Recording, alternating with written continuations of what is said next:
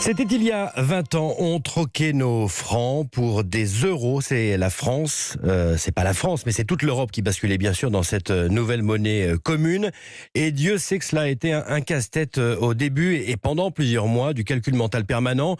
Le 1er janvier 2002, notre correspondant à Lyon, Jean-Luc Boujon, avait 20 ans de moins. Et il était ce matin-là avec un patron de bar lyonnais qui manipulait ses premiers euros. On dirait des pièces en chocolat, il y a des billets de Monopoly. Bon, c'est vrai qu'il y a quand même beaucoup de pièces. Pour l'instant, les clients, ils sont comme nous, ils sont un peu perdus. On répète souvent un peu les mêmes choses. Voilà, ça c'est une pièce de cents. Le fait que ce soit en euros, on a l'impression que tout de suite, il faudrait multiplier par un 6,55 et quelques, et que le client, il a besoin d'être assisté là-dedans, quoi. Donc on verra dans quelques jours. Pour l'instant, tout se passe bien. Voilà, donc il y a pile 20 ans, 1er janvier 2002. Bonjour Christian de Boissieu. Bonjour. Économiste, on a besoin de vos lumières. Est-ce que ce passage à l'euro a fait grimper les prix, oui ou non ? Oui, il a fait grimper certains prix et je pense que à l'époque, l'effet inflationniste a été sous-estimé, y compris par l'INSEE. Je me souviens des chiffres qui avaient été publiés les 2 premières années de l'euro qui montraient que c'était relativement marginal. Mais je pense qu'il y a eu un impact sur l'inflation et sur l'inflation ressentie, parce qu'il peut y avoir un écart entre au fond l'inflation mesurée par les indices de l'INSEE et puis ce que ressentent les gens. Et il y a eu des prix d'achat quotidien. Vous parliez du zinc, le café sur le zinc a grimpé. Il y a un certain nombre d'achats qu'on fait. Et la baguette, 1 euro aujourd'hui, ça veut dire quoi ? Voilà. 6-7 francs à l'époque, ça aurait été dingue. Ah oui, alors il s'est passé 20 ans, donc il y a eu entre-temps un peu d'inflation qui fait que les comparaisons dans le temps valent ce qu'elles valent, c'est-à-dire il faut faire attention aux comparaisons avec les prix d'il y a 20 ans. Bien mais sûr.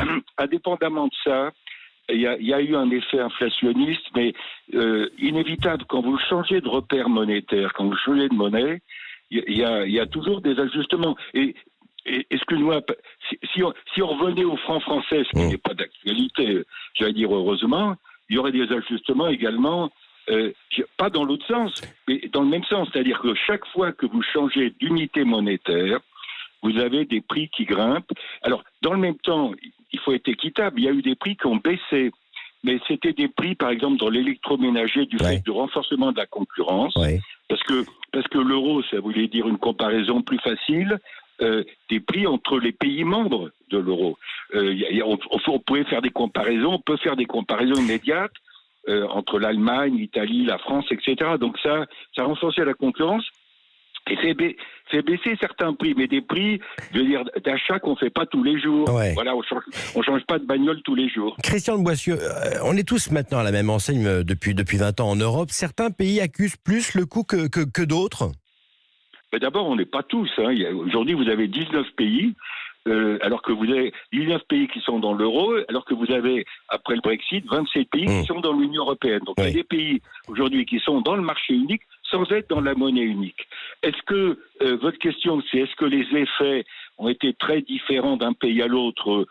Peut-être parce que les conditions de concurrence sont pas les mêmes, mais grosso modo, l'effet que vous évoquez, c'est-à-dire l'effet inflationniste à court terme, je pense qu'il a joué partout. Je me souviens des débats qui sont intervenus à l'époque en Belgique, qui sont intervenus en Italie. C'était les mêmes questions et les mêmes doutes, en quelque sorte, que ceux qui s'exprimaient en France. L'économiste Christian de Boissieu dans Europe Midi. Grand merci à vous, monsieur. Merci beaucoup. Merci.